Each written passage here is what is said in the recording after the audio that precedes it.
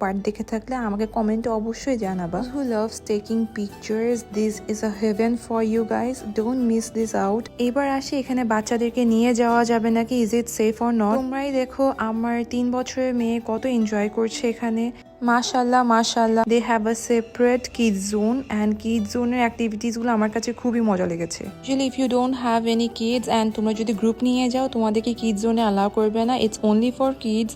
And এখানে water লেভেলটা 3 ফিটেরও নিচে, so you guys can understand কতটুকু সেফার ফর চিলড্রেন। কিডস জোনের মধ্যে 10টিরও উপরে রাইডস আছে যেটা বাচ্চাদের জন্য only designed. As a parent আমরাও অনেক এনজয় করেছি। স্টিল কারো যদি কোনো টেনশন থেকে থাকে, ওখানে প্রত্যেকটা কর্নারের মধ্যে বাচ্চাদের জন্য ছোট ছোট লাইফ জ্যাকেট আছে, so you guys can take it for free and তোমরা ইজিলি বাচ্চাদেরকে এনজয় করতে দিতে পারবে।